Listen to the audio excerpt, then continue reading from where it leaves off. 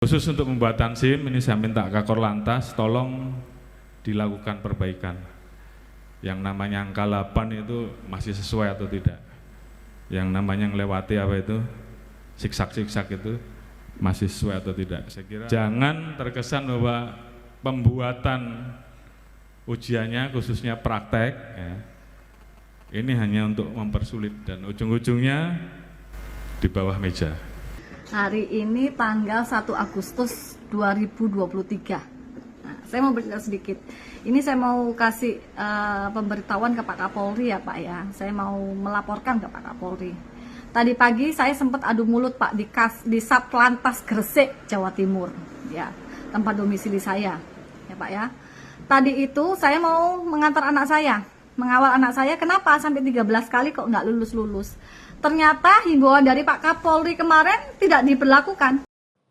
Beredar di media sosial seorang ibu yang mencurahkan isi hatinya atau curhat tentang anaknya tidak lulus ujian praktek surat izin mengemudi atau SIM hingga 13 kali di Polres Gresik, Jawa Timur.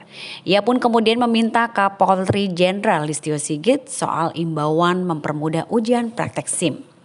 Wanita tersebut bernama Marita Sani, asal Kebomas, Gresik, mengatakan pada Selasa 1 Agustus ia mengantarkan anaknya untuk tes SIM.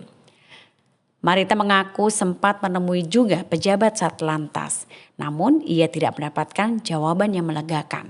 Karena ketika itu petugas tersebut beralasan aturan yang harus dijalankan memang seperti itu. Akhirnya Marita mengakui membuat video itu untuk menagih janji Kapolri soal tes SIM.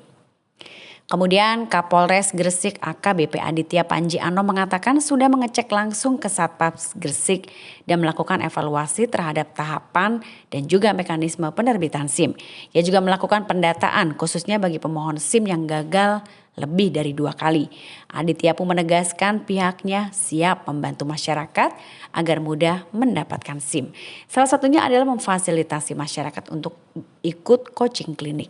Program ini untuk mempermudah pemohon SIM menggunakan area ujian saat sore hari dengan didampingi oleh petugas. Hari ini tanggal 1 Agustus 2023. Nah, saya mau bercerita sedikit. Ini saya mau kasih pemberitahuan ke Pak Kapolri ya Pak ya. Saya mau melaporkan ke Pak Kapolri. Tadi pagi saya sempat adu mulut Pak di Satlantas Gresik, Jawa Timur. Ya, tempat domisili saya. Ya Pak ya. Tadi itu saya mau mengantar anak saya, mengawal anak saya. Kenapa sampai 13 kali kok nggak lulus-lulus? Ternyata himbauan dari Pak Kapolri kemarin tidak diberlakukan.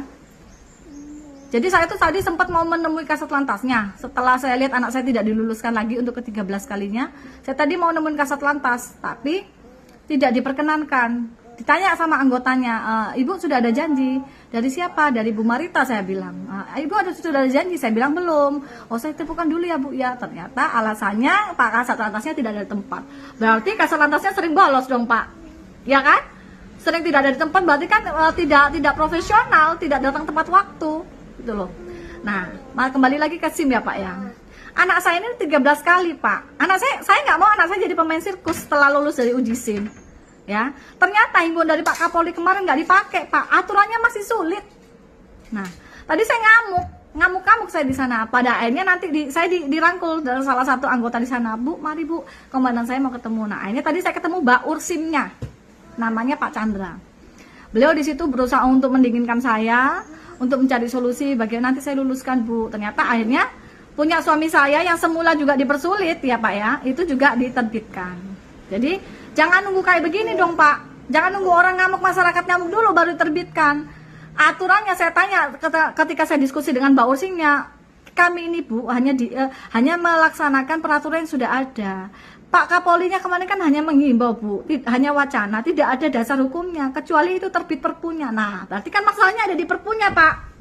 Peraturan Kapolri harus jelas ada dasar hukumnya, tidak sekedar himbauan supaya anak buah jajaran Bapak itu mengikuti instruksi Bapak secara paten. Ada dasar hukumnya. Nah, kalau sekedar Bapak kasih himbauan tidak mempersulit pasal hukum, percuma Pak.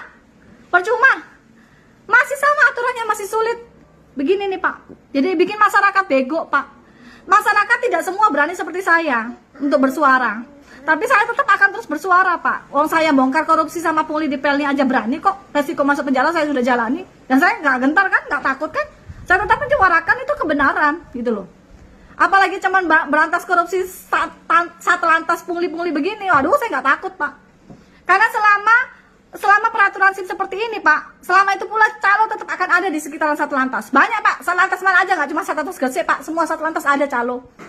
Jadi kalau mau merubah sistemnya, Pak, tolong Pak, dasar hukumnya harus jelas supaya mereka tidak bisa berdalih lagi. Alasannya itu kan hanya wacana, Bu, hanya himbauan Kapolri. Kami kan hanya pelaksana tugas di sini, masih pakai peraturan yang sesuai perpunya. Nah, sekarang sudah ketemu nih, Pak. Tolong dah, Pak, ya. Tolong Bapak, saya bukan mau mendesak Bapak, tapi tolong Pak, masyarakat sudah sangat-sangat dirugikan dengan peraturan bikin SIM ini, Pak. Dan untuk para anggota dewan di Senayan sana, saya mendukung loh, Pak. Bapak-bapak anggota dewan, ibu-ibu anggota dewan di sana. Bikin SIM seumur hidup aturan mainnya, supaya masyarakat tidak dipermainkan dengan aturan seperti ini, merugikan, ya.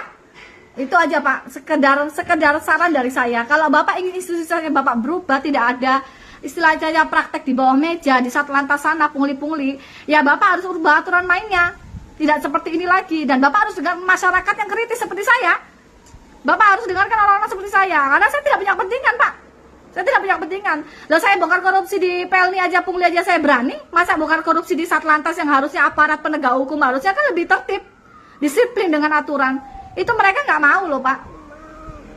Masih banyak praktek pungli di situ. Kalau Bapak misalnya nanya mana buktinya, percuma saya buktikan, Pak. Orang saya sudah buktikan di Pelni ada korupsi aja itu didustakan kok. Saya masuk penjara, ngapain saya buktiin? Itu sudah jadi rahasia umum. Biarkan Allah yang tahu kok, Pak. Kalau Bapak masih mendustakan, Bapak-bapak di satlantas itu masih banyak calo. Rezeki kalian nggak bakal berkah, ya, anggota polisi. Kalau kalian selalu ngerjain masyarakat, nggak akan berkah hidup kalian, ya. Itu aja, Pak, ya. Tolong Pak Kapolri. Jadi tadi saya sudah diskusi, ternyata Mbak Unnya bilang masih pakai peraturan lama, Bu, karena tidak ada dasar hukumnya. Pak Kapolri hanya menghimbau, ya, Pak, ya.